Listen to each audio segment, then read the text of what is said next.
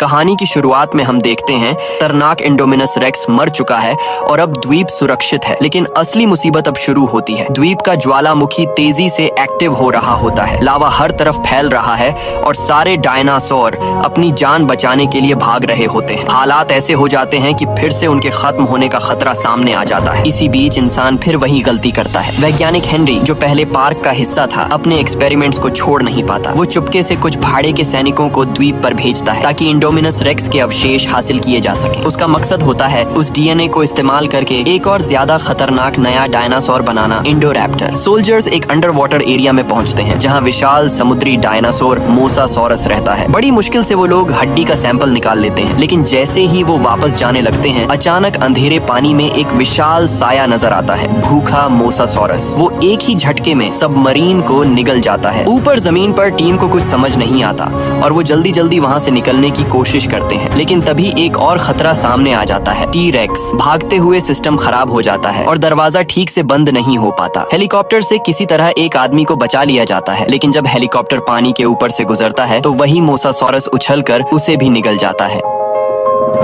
आखिर में मिशन पूरा तो हो जाता है, लेकिन 3 लोगों की जान चली जाती है और मोसासॉरस आजाद हो जाता है। उधर इस पूरी घटना की खबर दुनिया भर में फैल जाती है। अमेरिका की सीनेट में बहस शुरू होती है। क्या इन डायनासोर को बचाया जाए या उन्हें अपने हाल पर छोड़ दिया जाए? कुछ लोग उन्हें बचाने के पक्ष में होते हैं, लेकिन डॉक्टर मैल्कम जैसे लोग इसका विरोध करते हैं, क्योंकि उनके हिसाब से इंसान पहले ही बहुत बड़ी गलती कर चुका है। कहानी आगे बढ़ती है और अब फैसला इंसानों के हाथ में आ जाता है। एक तरफ कुछ लोग कहते हैं कि डायनासोर्स को बचाना नहीं चाहिए। उनका मानना होता है कि ये जीव पहले ही लाखों साल पहले खत्म हो चुके थे और इन्हें वापस लाना कुदरत के खिलाफ था। अब जब आइलैंड पर ज्वालामुखी फटने वाला है तो इन्हें उसी के साथ खत्म हो जाने देना चाहिए, यही सही होगा। डॉक्टर मैल्कम भी इसी बात का समर्थन करते हैं, लेकिन उनकी इस बात पर वहाँ मौजूद लोग गुस्सा हो जाते हैं और उन्हें बेरहम तक कह देते हैं। दूसरी तरफ कुछ लोग डायनासोर्स को बचाने के हक में होते हैं। इस तरफ की लीडर क्लेयर होती है, जो पहले पार्क चलाती थी लेकिन अब डायनासोर्स को बचाने के लिए काम कर रही है। वो हर जगह लोगों से मदद मांगती है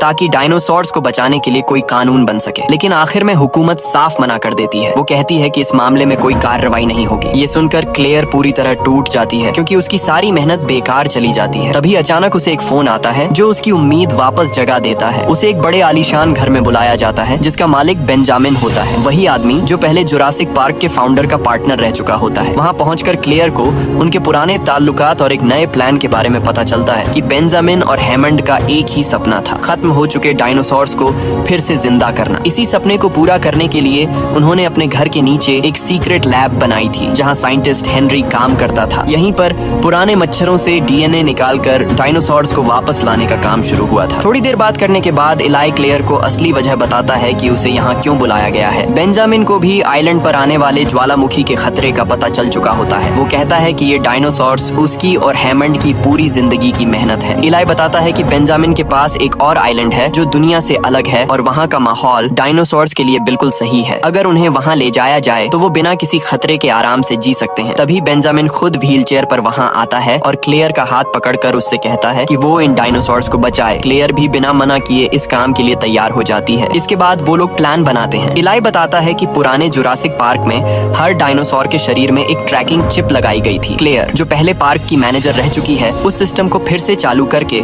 हर डायनासोर की लोकेशन पता कर सकती है। इससे कम समय में ज्यादा डायनासोर्स को बचाना आसान हो जाएगा। लेकिन इलाई एक और बात बताता है, इस मिशन में एक खास डायनासोर सबसे ज्यादा जरूरी है और वो है ब्लू रैप्टर, क्योंकि वही इस पूरे प्लान की सबसे अहम कड़ी बनने वाली है। इलाई क्लेयर को बताता है कि रैप्टर लड़ाकू डायनासोर वैसे ही बहुत समझदार होते हैं और ट्रेनिंग की वजह से ब्लू तो और भी ज्यादा इंटेलिजेंट है। वो कहता है कि ब्लू शायद धरती का दूसरा सबसे समझदार जीव है। 3 साल पहले हुई लड़ाई में 4 में से 3 रैप्टर मर चुके हैं, इसलिए अब किसी भी हालत में ब्लू को बचाना बहुत जरूरी है। यहाँ एक जरूरी बात सामने आती है, इन डायनासोर्स को शिफ्ट क्यों करना पड़ रहा है? असल में आइलैंड पर पैदा होने से पहले ही उनके डीएनए में बदलाव किया गया था ताकि सारे डायनासोर्स फीमेल हों और वो खुद से बढ़ न सकें। मतलब अगर उन्हें अभी नहीं बचाया गया तो उनकी पूरी प्रजाति हमेशा के लिए खत्म हो जाएगी। जब क्लेयर कहती है कि ब्लू को पकड़ना आसान नहीं होगा तो इलाई उसे सलाह देता है कि वो ओवेन को इस मिशन में शामिल करे। क्लेयर और ओवेन पहले साथ थे, लेकिन इंडोमिनस रेक्स वाली घटना के बाद उनका रिश्ता टूट गया था। ओवेन बताता है कि उसे पहले ही इस मिशन के लिए बुलाया गया था, लेकिन उसने मना कर दिया था क्योंकि वो अपनी नई जिंदगी में खुश था। क्लेयर उससे ज्यादा बहस नहीं करती, बस इतना कहती है कि वो अपने अंदर की अच्छाई को नजरअंदाज न करे और वहाँ से चली जाती है। बाद में ओवेन अपने पुराने वीडियो देखता है जिसमें वो रैप्टर्स को ट्रेन करता था। उसे याद आता है कि 4 में से अब सिर्फ ब्लू ही बची है। आखिरकार वो अपने दिल की सुनता है और इस मिशन में शामिल होने का फैसला कर लेता है। अब एक टीम तैयार होती है, क्लेयर, ओवेन, एक डॉक्टर और एक प्रोग्रामर। सब लोग प्लेन में बैठकर आइलैंड की तरफ निकलते हैं। कुछ ही समय में वो वहाँ पहुँच जाते हैं। जो आइलैंड पहले हजारों टूरिस्ट से भरा रहता था, अब ज्वालामुखी की वजह से खतरे की जगह बन चुका है। वहाँ उनका सामना एक भाड़े के सैनिकों के लीडर से होता है जो खुद को उनकी मदद के लिए आया हुआ बताता है। लेकिन ओवेन को शुरुआत से ही उस पर शक होता है कि मामला उतना सीधा नहीं है। सब लोग तैयार होकर गाड़ियों में बैठकर आइलैंड के अंदर वाले हिस्से की तरफ बढ़ते हैं। जैसे ही वो कंट्रोल सेंटर पहुंचते हैं, अचानक एक जोरदार आवाज आती है। एक लड़की बाहर देखती है और तुरंत गाड़ी से उतर जाती है। तभी उनके सामने एक बहुत बड़ा डायनासोर आता है जिसकी ऊंचाई बहुत ज्यादा होती है, लेकिन वो घास खाने वाला होता है, इसीलिए किसी पर हमला नहीं करता। सब लोग थोड़ा राहत की सांस लेते हैं। प्लान के मुताबिक फ्रैंकलिन सिस्टम चालू करता है और क्लेयर अपने हाथ से लॉग इन करके ट्रैकिंग सिस्टम रीस्टार्ट करती है। तुरंत स्क्रीन पर आइलैंड के सारे डायनासोर्स की लोकेशन दिखने लगती है। थोड़ी ही देर में ब्लू रैप्टर की लोकेशन भी मिल जाती है। क्योंकि ये मिशन का सबसे जरूरी हिस्सा है, इसलिए ओवेन खुद जाने का फैसला करता है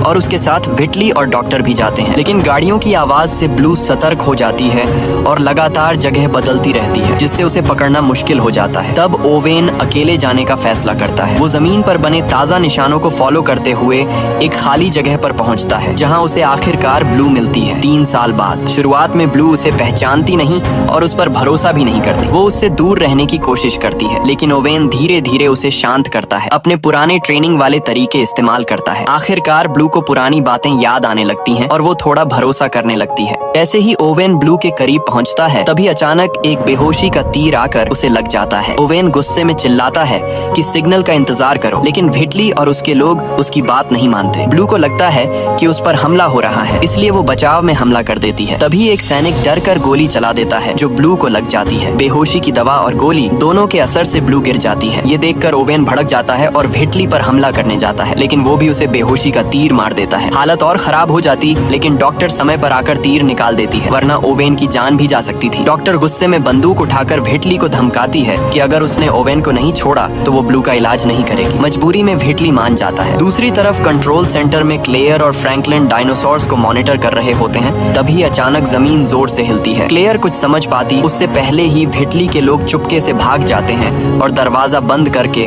उन्हें अंदर फंसा देते हैं। तभी पता चलता है कि ज्वालामुखी पूरी तरह फट चुका है। व्हिटली और उसकी टीम को अब किसी की परवाह नहीं होती, वो बस पकड़े गए डायनासोर्स को लेकर वहाँ से भाग रहे होते हैं। असल सच्चाई अब सामने आती है, ये पूरा रेस्क्यू मिशन एक झूठ था। इलाई और व्हिटली मिलकर डायनासोर्स को बेचने का प्लान बना चुके होते हैं। उनकी बात एक छोटी लड़की सुन लेती है, लेकिन उसे डांट कर चुप करा दिया जाता है। उधर क्लेयर और फ्रैंकलिन कंट्रोल सेंटर में फंसे होते हैं, लेकिन हार नहीं मानते। वो बाहर निकलने का रास्ता ढूंढते हैं और आखिरकार एक गुप्त रास्ता मिल जाता है। लेकिन जैसे ही वो आगे बढ़ते हैं, सिस्टम अलर्ट देता है कि अंदर कोई खतरनाक जीव है। तभी अंधेरे में एक डरावना डायनासोर सामने आता है। उसी वक्त लावा भी अंदर आने लगता है, जिससे हालात और खतरनाक हो जाते हैं। किसी तरह वो उस डायनासोर से बचते हैं और पास के एक इमरजेंसी रास्ते से बाहर निकल जाते हैं, लेकिन खतरा अभी खत्म नहीं हुआ होता। दूसरी तरफ ओवेन, जो बेहोशी के असर में होता है, एक और बड़े डायनासोर के सामने आ जाता है और अब उसकी जान फिर से खतरे में पड़ जाती है। वो उसे मारने की बजाय अपनी जीभ से बार बार चाटता है और इसी से ओवेन को होश आ जाता है, लेकिन उसका आधा शरीर अभी भी काम नहीं कर रहा होता। तभी ज्वालामुखी फटने लगता है और वो डायनासोर खुद जान बचाकर भाग जाता है, जबकि ओवेन वहीं जमीन पर पड़ा रह जाता है। चारों तरफ आग, धुआं और लावा फैलने लगता है। हालात बहुत खराब हो जाते हैं। ओवेन किसी तरह अपनी बची हुई ताकत से धीरे धीरे खुद को खींचकर एक सूखे पेड़ के पीछे ले जाता है। तभी अचानक ज्वालामुखी जोर से फटता है और पत्थर व आग पूरी आइलैंड पर फैलने लगती है। मौत बिल्कुल सामने खड़ी होती है। आखिरी समय पर ओवेन पूरी ताकत लगाकर उठता है और धुएं के बीच से भाग निकलता है। उसके पीछे पीछे बहुत सारे डायनासोर्स भी जान बचाने के लिए भाग रहे होते हैं। हर तरफ भगदड़ मच जाती है। उसी दौरान क्लेयर और फ्रैंकलिन भी उससे मिल जाते हैं और तीनों मिलकर भागने लगते हैं। भागते भागते उन्हें एक गोल कांच वाली गाड़ी जायरोस्फीयर मिलती है, जिसमें सिर्फ 2 लोग बैठ सकते हैं। ओवेन तुरंत क्लेयर और फ्रैंकलिन को उसमें बैठने को कहता है, लेकिन तभी एक खतरनाक मांस खाने वाला डायनासोर उन्हें देख लेता है। वो बहुत तेज होता है, इसलिए तीनों वहीं रुक जाते हैं और हिलने की हिम्मत नहीं करते। तभी अचानक एक और बड़ा डायनासोर आ जाता है और उस खतरनाक शिकारी का ध्यान अपनी तरफ खींच लेता है। दोनों आपस में भिड़ जाते हैं और इसी मौके का फायदा उठाकर ओवेन और उसके साथी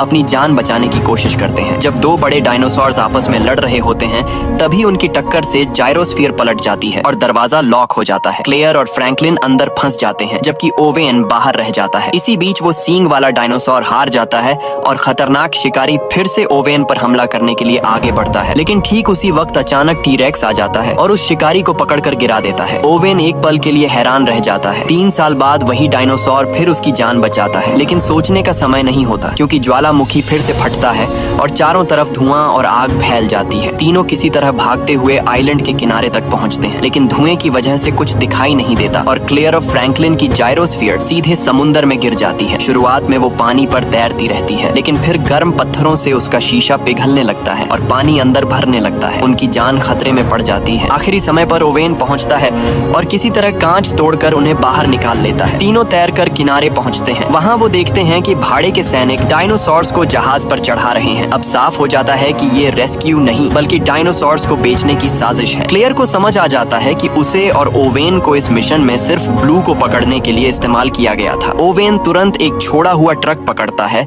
और तीनों तेजी से जहाज की तरफ भागते हैं। सही समय पर वो जहाज में चढ़ जाते हैं और छिप जाते हैं। उधर आइलैंड पर बाकी डायनासोर्स मरने के कगार पर होते हैं। एक बड़ा डायनासोर किनारे पर खड़ा होकर आखिरी बार जोर से आवाज लगाता है, जैसे अपनी किस्मत को स्वीकार कर रहा हो, और फिर धुएं में गायब हो जाता है। इसके साथ ही वो आइलैंड जहां डायनासोर्स को दोबारा जिंदा किया गया था, हमेशा के लिए खत्म हो जाता है। दूसरी तरफ एक बड़े बंगले में इलाई अब डायनासोर्स की नीलामी की तैयारी कर रहा होता है। अब उसका असली प्लान सामने आता है। वो इन डायनासोर्स को बेचकर बहुत पैसा कमाना चाहता है और फिर से खतरनाक जेनेटिक एक्सपेरिमेंट्स शुरू करना चाहता है। इलाई का असली प्लान साफ हो जाता है। वो डायनासोर्स को सेना में इस्तेमाल करने के बजाय उन्हें बेचकर पैसा कमाना चाहता है। उसकी मदद कर रहा होता है वही साइंटिस्ट हेनरी, जो पहले भी खतरनाक एक्सपेरिमेंट कर चुका है। इंडोमिनस रेक्स के मरने के बाद भी हेनरी रुका नहीं। उसने उसके डीएनए से एक नया और ज्यादा खतरनाक क्रीचर बना दिया, इंडोरैप्टर, जो इंसानों के इशारे समझ सकता है और लड़ाई के लिए बनाया गया है। उधर जहाज पर ओवेन और उसके साथी छिपकर ब्लू को ढूंढ लेते हैं। ब्लू को गोली लगी होती है और वो बुरी तरह घायल होती है। डॉक्टर कहती है कि पहले उसका खून रोकना पड़ेगा और इसके लिए खून चाहिए होगा। सबसे करीब मैच टी-रेक्स का होता है। ओवेन और क्लेयर जान जोखिम में डालकर उसके पास जाते हैं, क्योंकि उसे बेहोश किया गया होता है,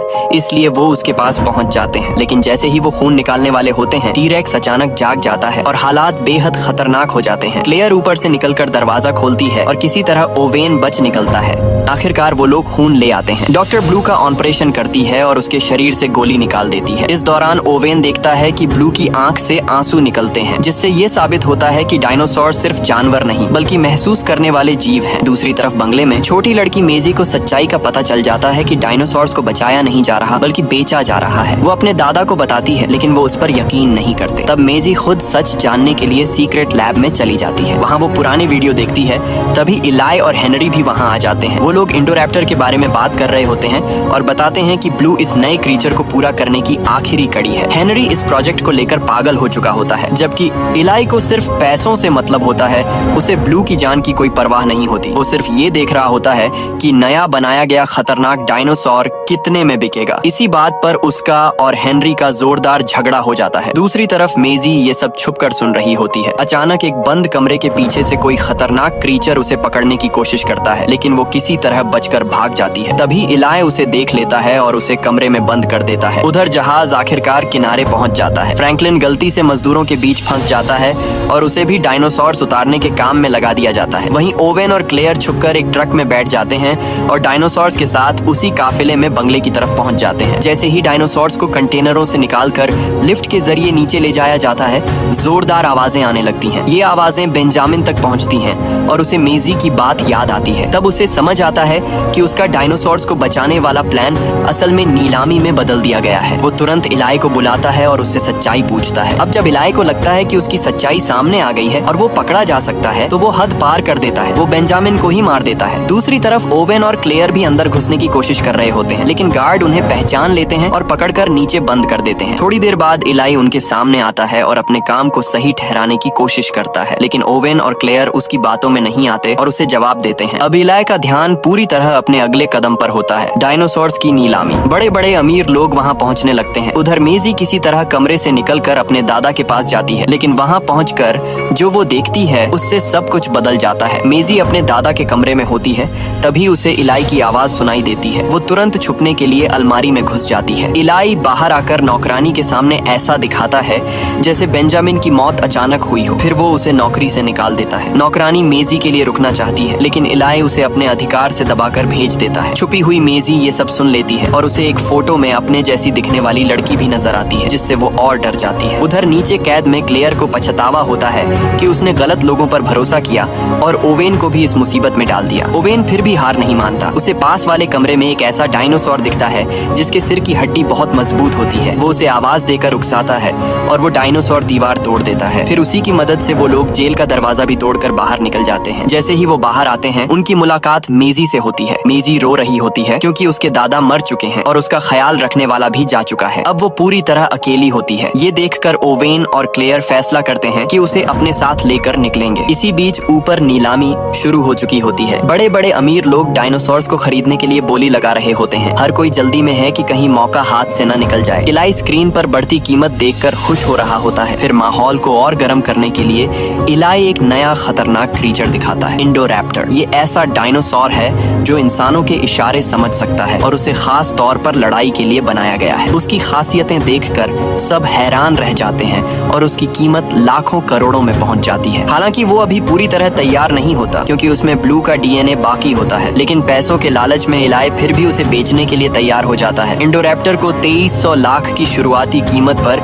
नीलामी में शामिल कर दिया जाता है। ये देखकर हेनरी को बहुत गुस्सा आता है क्योंकि उसके हिसाब से ये क्रीचर अभी पूरा नहीं बना था। उसे लगता है कि उसकी मेहनत को समझे बिना ही लोग इसे बेचने पर तुले हुए हैं। ओवेन ये सब देख रहा होता है। उसे पहले की घटनाएं याद होती हैं और वो समझ जाता है कि ये नया डायनासोर पहले से भी ज्यादा खतरनाक है। इसलिए वो फैसला करता है कि किसी भी हालत में इसे यहाँ से बाहर नहीं जाने देगा। जैसे ही नीलामी खत्म होने वाली होती है, ओवेन एक प्लान बनाता है। वो उस मजबूत सिर वाले डायनासोर जिसे पहले उसने छुड़ाया था को नीलामी हॉल में छोड़ देता है। वो डायनासोर अंदर आते ही सब कुछ तोड़फोड़ करने लगता है। पूरा हॉल अफरा तफरी में बदल जाता है और लोग जान बचाकर भागने लगते हैं। सैनिक उसे मारने की कोशिश करते हैं, लेकिन ओवेन बीच में आकर उन्हें रोक देता है। वो बिना हथियार के ही सब पर भारी पड़ता है और हालात और बिगड़ जाते हैं। इलाई तुरंत आदेश देता है कि इंडोरैप्टर को वहाँ से हटाया जाए, लेकिन तब तक बहुत देर हो चुकी होती है। उधर खरीदार डर कर भाग जाते हैं और नीलामी रुक जाती है। इसी बीच भेटली वापस आता है और उस खतरनाक डायनासोर को देखकर उसके लालच में आ जाता है। वो उसे बेहोशी का तीर मारता है और उसके पिंजरे के अंदर चला जाता है, सिर्फ उसके दांत निकालकर ट्रॉफी बनाने के लिए। लेकिन वो एक बड़ी गलती कर देता है क्योंकि जो डायनासोर उसे बेहोश लग रहा था वो असल में पूरी तरह होश में होता है और अगले ही पल कुछ ऐसा होता है जो सबको हिला कर रख देता है। वो उस पर हमला कर देता है और भेटली अपनी जान गंवा बैठता है। अब ये खतरनाक क्रीचर आजाद हो चुका होता है और पूरा बंगला मौत के खतरे में आ जाता है। उधर ओवेन, क्लेयर और मेजी को अभी तक पता नहीं होता कि इंडोरैप्टर भाग चुका है। वो वहाँ से निकलने की कोशिश करते हैं, तभी इलाई रास्ता रोक लेता है। मेजी को अपने खिलाफ देखकर वो एक बड़ा राज खोल देता है। वो बताता है कि मेजी असल में बेंजामिन की असली पोती नहीं बल्कि उसकी बेटी का क्लोन है जिसे वापस पाने के लिए बनाया गया था। लेकिन इलाई अपनी बात पूरी कर पाता उससे पहले ही इंडोरैप्टर अचानक आकर उसके आदमियों पर हमला कर देता है। ये देखकर सबके होश उड़ जाते हैं और अब हर कोई सिर्फ अपनी जान बचाने के बारे में सोचता है। दूसरी तरफ लैब में हेनरी भागने की तैयारी कर रहा होता है। वो सारे जरूरी सामान पैक करता है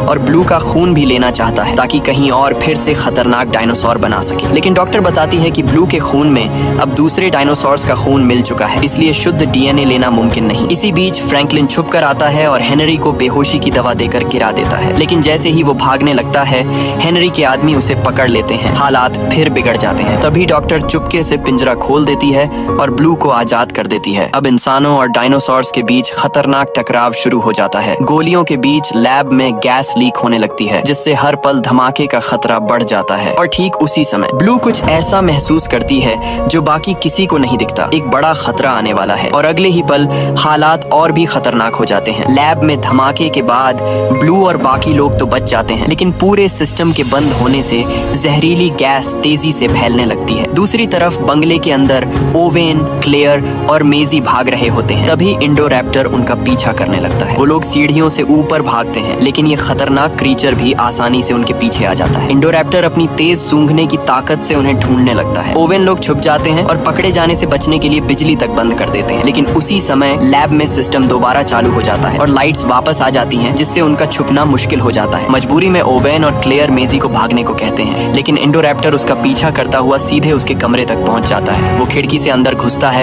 और डरी हुई मेजी को देखता है। जैसे ही वो हमला करने वाला होता है, तभी ओवेन अंदर आकर उस पर गोली चलाता है, लेकिन उसके पास सिर्फ 3 गोलियां होती हैं, जो ज्यादा असर नहीं करती। अब इंडोरैप्टर धीरे धीरे ओवेन की तरफ बढ़ता है, जैसे उसे खत्म करने वाला हो। तभी अचानक ब्लू वहां पहुंचती है और दोनों खतरनाक डायनासोर्स आपस में लड़ने लगते हैं। दोनों की लड़ाई बहुत जबरदस्त होती है। इस मौके का फायदा उठाकर ओवेन मेजी को लेकर वहां से निकलने की कोशिश करता है, लेकिन इंडोरैप्टर गिरने के बाद फिर उठता है और उन्हें घेर लेता है। ऊपर से बारिश शुरू हो जाती है, जिससे हालात और खराब हो जाते हैं और मेजी फिसलने लगती है। जब सब कुछ खत्म होता हुआ लगता है, तभी क्लेयर वापस आती है और इंडोरैप्टर का ध्यान अपनी तरफ खींचती है। ओवेन और क्लेयर मिलकर उसे जाल में फंसाने की कोशिश करते हैं। वो उसे कांच की छत की तरफ ले जाते हैं ताकि वो नीचे गिर जाए, लेकिन इंडोरैप्टर इतनी आसानी से हार मानने वाला नहीं होता। वो वापस ऊपर चढ़ आता है। अब ओवेन के पास कोई प्लान नहीं बचता और तभी आखिरी उम्मीद बनकर ब्लू फिर से सामने आती है, पूरी ताकत के साथ हमला करने के लिए। इंडोरैप्टर के मरने के बाद भी खतरा खत्म नहीं होता, क्योंकि लैब में हुए धमाके की वजह से